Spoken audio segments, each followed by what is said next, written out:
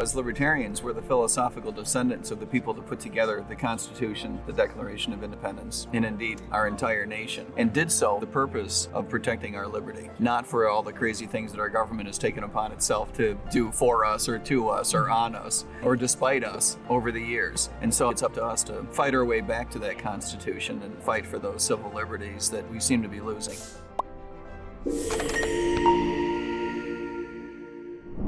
Welcome to FreedomFest TV, part of the Ultimate Summit for Liberty. I'm your host, Heather Wagenhals, and have I got the presidential candidate for you to meet, Mike ter Maat. Welcome to FreedomFest TV. Thank you, Heather. It's a great joy to be with you. Thank you for your time. The pleasure is mine. Now, is this your first Freedom Fest? It is my first Freedom Fest, not my first time to Memphis. I love Memphis, and Excellent. I love Memphis even more today because Freedom Fest is, it's terrific, and I'm a little pissed that I have missed it in the past. Yeah, I don't know how you hit the snooze bar on that one. What's been the most exciting and illuminating for you? The number of folks that are willing to engage in really meaningful conversations, not only about the presidential race, which is, of course, why I'm here, but about libertarianism in general. I find that people are just open to whatever conversation that you want to have or that they want to have. And you may find yourself talking about something that you did not expect to be talking about 10 minutes earlier, but There you go. And it's just a tremendous amount of fun. And I think you hit the nail on the head with the key word, meaningful. Because these people are serious about their freedoms. They are serious about it. I think that we all recognize that there is something wrong with the direction in which our government is going these days. And we feel a different aspect of that depending on the livelihood or the life that we are each leading. So it affects us in different ways. But we all do have a generalized feeling that things are going in a bad direction. And for that reason, I think that the Libertarian Party not only has a big opportunity to play a major role in American politics in 2024, but I also think that we have an obligation. Because if we're waiting for someone else to do it, we're waiting for something that's not going to happen. Yeah, that brings me to my favorite phrase. If it's meant to be, it's up to me. It is up to you, Heather. And I believe that it's up to me. And I believe that it's up to a whole lot of other people in and around our party. Not only the Libertarian Party with a capital L, but people who believe in liberty with a lowercase l. Mm-hmm. I believe that most Americans have a libertarian streak. Absolutely. If you look at what is important to people, it aligns so much from every side of the political spectrum. Everybody, at the end of the day, wants to be able to do what they want to do, when they want to do it, with whom they want to do it. Agreed. And I think that's part of being an American. Mm-hmm. You know, as libertarians, we're the philosophical descendants of the people that put together the Constitution, the Declaration of Independence, and indeed our entire nation, and did so for the purpose of protecting our liberty, not for all the crazy things that our government has taken upon itself to do for us or to us or on us or despite us over the years. And so I think it's up to us to fight our way back to that Constitution and fight for those civil liberties that we seem to be losing. Indeed. And, you know, when you talked about the meaningful conversations, that's kind of one of the chief concerns, I think, is the freedom to speak and the freedom to communicate, free association, all of that stuff. And I know that free speech is important to you. Free speech is important indeed. I believe that free speech has been traditionally a cornerstone to Americans. I think that most Americans recognize that it's not only important to us in the sense that it allows us to live our lives the way that we want, but it's one of those things that distinguishes us and our form of government, at least the way that we wish it were, from the rest of the world. And in this sense, I wish that we would do as good a job going forward protecting the separation of our government from science, from technology, and indeed from business in general, as we have in the past about protecting interference from the government in our faith and our religion, in so many cultural aspects of our lives that we seem to be tolerating government interference in these days, and I find that that's problematic. It truly is. You know, Nadine Strawson was on earlier, you know, former president of the ACLU and huge free speech champion.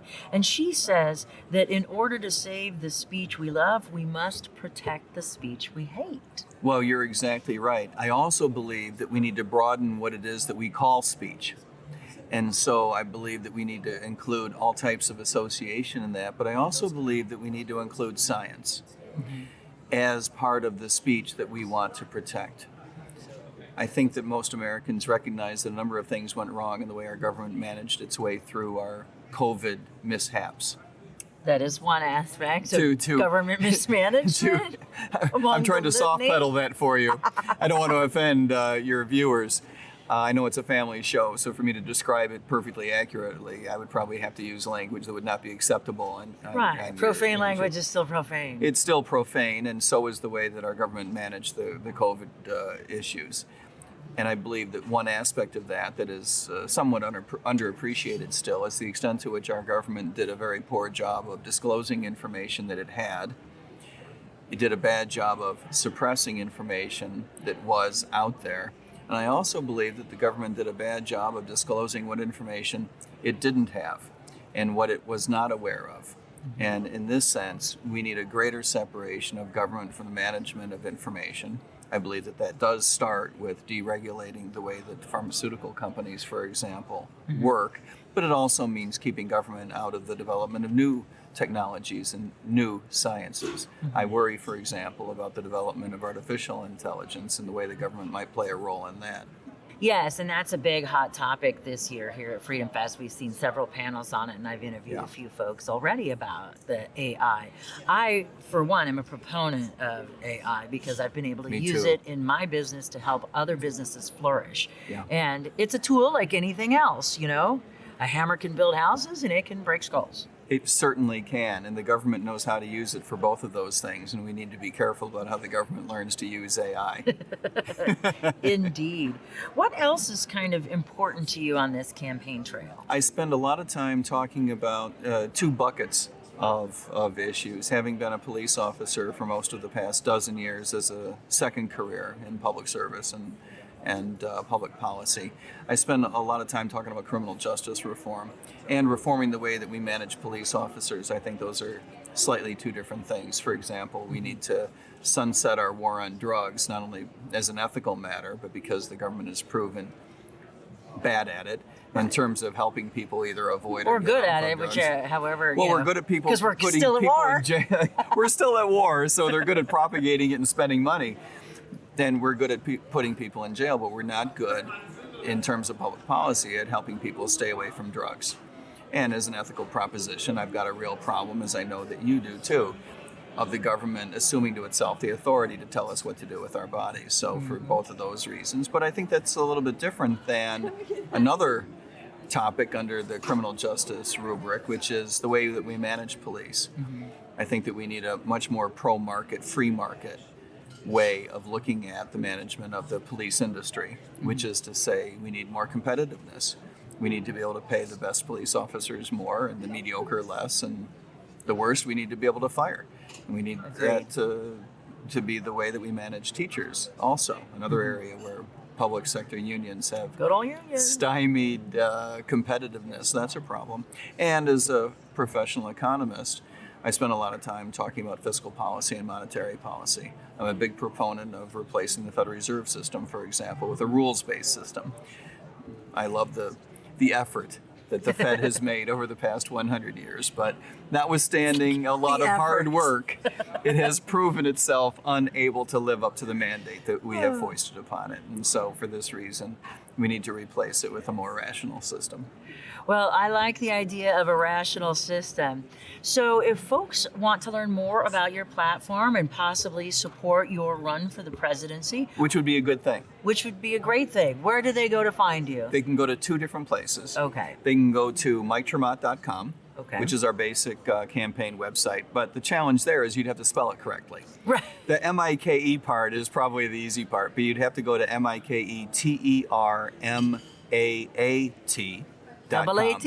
MyTerMaat.com, or even easier, you can go to goldnewdeal.org. Goldnewdeal.org. You're right. That's the one. That is easier because we believe that that is the name of our platform. We believe that we need a fundamentally new relationship between us and the government. We need a new deal, but a gold new deal. Gold for the Libertarian Party. Excellent. Well, best of luck to you. Thank you. Everyone, Mike ter Maat here on Freedom Fest TV. I'm Heather Wagenhals, and we'll be back with more right after this.